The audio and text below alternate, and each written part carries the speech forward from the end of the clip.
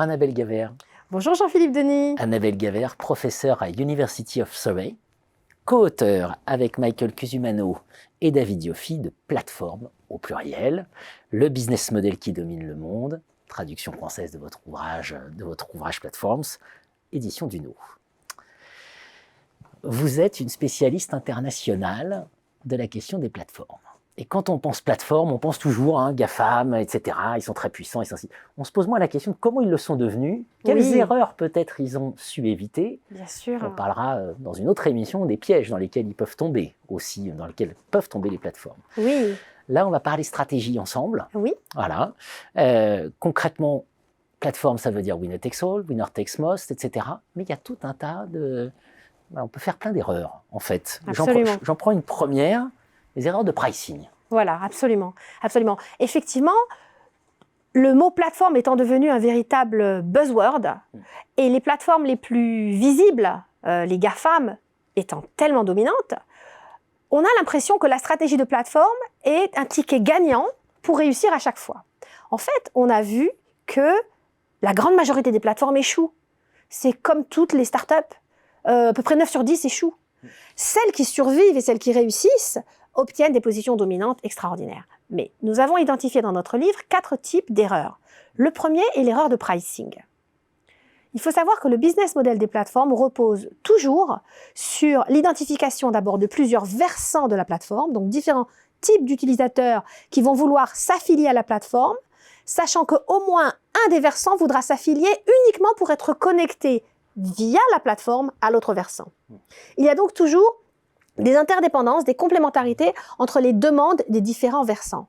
Le business model qui fait sens, donc, c'est de subventionner en leur offrant soit gratuitement, soit à prix très bas, soit parfois à prix négatif, c'est-à-dire qu'on vous paye pour que vous rejoigniez la plateforme. Un versant pour pouvoir attirer les autres versants qui auront d'autant plus de volonté de payer, de willingness to pay, qu'il y aura beaucoup de membres dans l'autre plateforme. Une erreur caractéristique, c'est de se louper sur quel est le côté qu'on va subventionner. Une autre erreur de pricing, c'est de subventionner tout le monde. On voit que Uber, par exemple, certainement à ses débuts, a subventionné à la fois les conducteurs en leur offrant des conditions tarifaires très intéressantes, mais également les gens qui recherchent des courses de taxi. Et en fait, Uber, dont tout le monde pense que c'est une société qui réussit énormément, qui a des millions et des millions d'utilisateurs, qui est dans des centaines de pays du monde, en fait, n'a toujours engrangé aucun profit. Donc, on identifie ça comme une erreur de lancement qui s'éternise. Donc, il faut bien faire attention aux erreurs de pricing. C'est un vrai sujet. Deuxième point, alors je ne sais pas si c'est une erreur d'ailleurs, mais la méfiance que suscitent les plateformes. Alors la méfiance que suscitent les plateformes, c'est pas forcément une erreur stratégique du début, mais beaucoup de plateformes se prennent les pieds dans le tapis parce qu'ils ne font pas assez attention au départ à comment créer et maintenir des conditions de confiance sur la plateforme. Rappelons que le rôle de la plateforme, c'est principalement de faciliter des reconnaissances, des échanges, voire de l'innovation complémentaire. Aucun acteur économique ou social n'est obligé de placer par la plateforme. Et en général, le rôle de la plateforme est joué d'autant plus qu'elle permet à des gens ou des organisations qui ne se connaissent pas de se reconnaître, de s'identifier et d'échanger. Il est donc crucial de créer un environnement où il y a une confiance minimale pour s'ouvrir à de nouveaux échanges avec des parties qu'on ne connaît pas.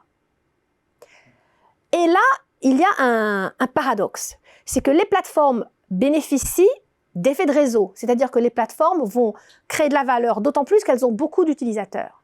Mais plus on ouvre les portes et on laisse un peu n'importe qui rentrer sur la plateforme, plus on augmente le risque qu'il y ait des acteurs qui agissent mal sur la plateforme. Par exemple, sur des réseaux sociaux qui vont mettre des messages violents ou d'appel à la haine, ou alors sur des plateformes de transactions de type eBay ou Marketplace, des produits qui sont des fakes, des produits frauduleux, des produits peu sûrs. Donc la plateforme doit trouver un arbitrage entre l'ouverture et préserver cette confiance qui est nécessaire sur la plateforme.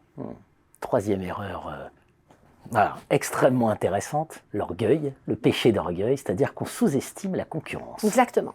Donc, nous avons remarqué que certaines plateformes, une fois qu'elles ont atteint une position dominante, se reposent sur leur laurier, pensant qu'elles sont à l'abri de nouvelles entrées compétitives de la part de nouveaux entrants. Se reposer sur ses lauriers, c'est un péché d'arrogance ou d'orgueil. Et on a vu plusieurs entreprises, par exemple, nous donnons l'exemple dans le livre de Microsoft avec Internet Explorer, où ils ont arrêté d'investir dans la plateforme, ils ont négligé certaines fonctionnalités qui devenaient de plus en plus importantes, telles que la sécurité sur la plateforme, et ce faisant, à leur grande surprise, ils ont perdu cette position de quasi-monopole qu'ils avaient engrangée auparavant. Donc, ce qu'on dit aux entreprises, c'est attention, même si vous êtes arrivé à survivre les premières phases très compétitives d'un cycle de vie de plateforme et vous en êtes arrivé à une position dominante, ne vous reposez pas sur vos lauriers.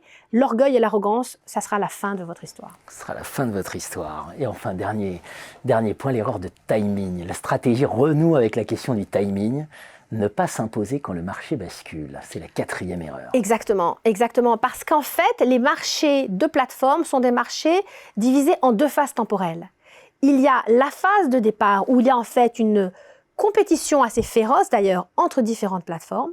Et puis, il y a cette phase qu'en anglais on appelle tipping, où il y a un certain seuil à partir duquel, économiquement parlant, surtout s'il n'y a pas de multi-homing et une certaine homogénéité du côté de la demande, il va y avoir vraiment de la place seulement pour 1 ou 2 plateformes.